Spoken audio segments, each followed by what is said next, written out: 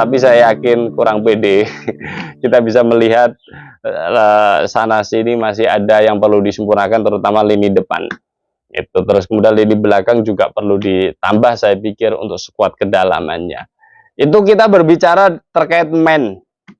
Terus kemudian berbicara tentang money atau uang. Ya, ini ya tim nasional Indonesia butuh uang untuk operasional. Itu harus realistis juga. Itu kenapa tiket tim nasional Indonesia naik.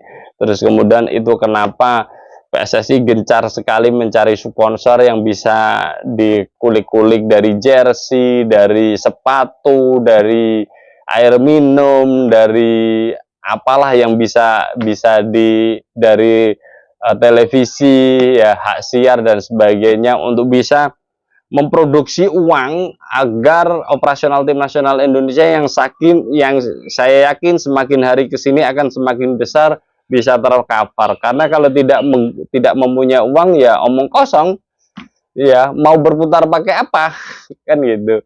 Itu dari sisi dua, money. Terus kemudian kita bicara metode, ya. Nah, metode ini tentang cara menggapai tim nasional Indonesia bisa melangkah ke Piala Dunia 2026. Nah, ini menarik. Saya yakin Pak Erick Thohir tahu potensi masalah yang ada di depan untuk bisa menggapai sana. Iya. Dan di situ saya yakin juga Pak Erick Thohir bisa mengkalkulasi kira-kira mampu tidak. Itu. Misalkan tadi dari aspek finansial, Pak Erick Thohir harus mencari kemana ini agar memang tim nasional Indonesia bisa profitable, bisa menghasilkan uang lebih banyak untuk membiayai operasional. Itu.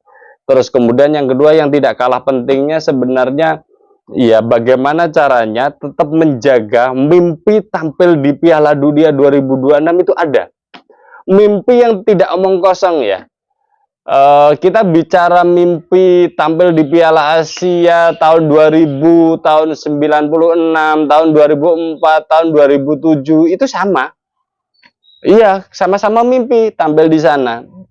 Tapi mimpi yang ditindaklanjuti oleh aktiviti nyata, ya itu sesuatu yang berbeda. Iya, kayak misalkan ambil contoh nyatanya, tim nasional Indonesia pada putaran kedua itu 2 pertandingan, ya genting saya pikir. Poin hanya 1 di 2 pertandingan, kalah dari Irak, Sri lawan Filipina. Karena ketuanya PSSI ini keren, ya, mimpinya adalah lolos putaran 3, ya apa yang bisa dilakukan? Terus kemudianlah muncul nama Jay Itzes, muncul Tom Haye, muncul Ragnar Oratmangun, dan terakhir muncul Kelvin Verdong dan Martin Paes yang saat ini masih diusahakan dan sebagainya. Ini berkaitan ini. Nah, harapan kita semuanya Pak Erick Thohir ini ya masih punya mimpi yang sama, mengantarkan tim nasional Indonesia bisa ke Piala Dunia. Dengan begitu nanti aktiviti yang akan dilakukan, ya gimana caranya mencapai target itu, gitu. Itu penting, 2 hal yang sangat penting dari sisi metode. Terus kemudian hal yang ketiga dari metode, ya berarti taktik Sintayong.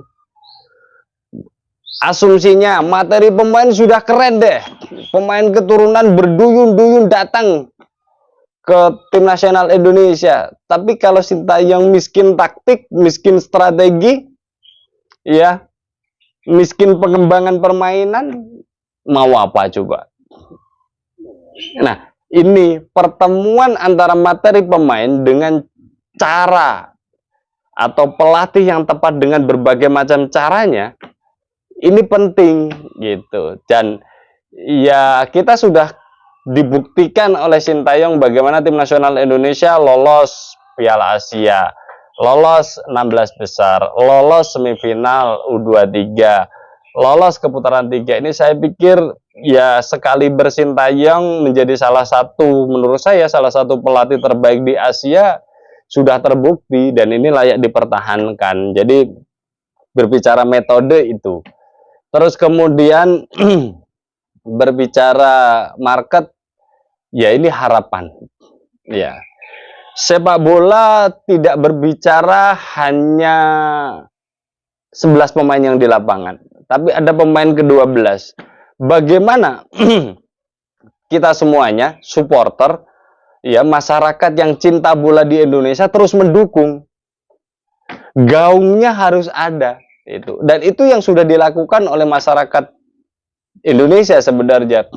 Terus kemudian akan berdampak kepada orang-orang tokoh-tokoh luar negeri setelah seperti misalkan kemarin dengan adanya tampil di semifinal, Roberto Mancini komentar berkaitan dengan nama-nama pemain yang layak tampil di Serie B gitu. Terus kemudian ketika Marcelino dihujat dalam tanda kutip, dikritik, terus kemudian legenda Australia Khalil menelponnya, terus kemudian ada ucapan ya apresiasi dari Presiden AFC, Presiden FIFA, terus kemudian tokoh-tokoh sepak bola yang dikenal Pak Erick Thohir juga mengucapkan terima kasih. Saya pikir ini atmosfer.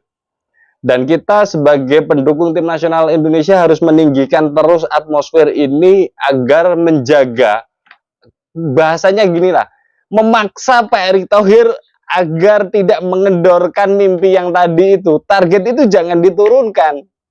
Ya, karena ya ini membawa nama Indonesia, membawa nama Indonesia. Kalau membawa nama Indonesia, larinya ke pemerintah. Kalau toh nanti maninya, uangnya kurang, ya pemerintah harus turun tangan untuk bisa menambal ini karena ini akan membawa nama bangsa Indonesia gitu. Misalkan para pemain, materi pemainnya kurang, ya ini PR dari Sintayong. Bagaimana caranya, metode tadi untuk menemukan pemain-pemain keturunan, dan setelah didapat dan bisa menambah kekuatan tim nasional Indonesia, PSSI, Pak Erick Thohir dan jajarannya harus bisa segera mengelola administrasi yang sudah seperti dilakukan kemarin-kemarin. Kemenpora harus mendukung dan sebagainya. Saya pikir itu. Ya, jadi ini bukan hanya pertandingan 90 menit untuk menuju Piala Dunia ya 2026, akan tetapi ini berkaitan dengan grand design besar ya.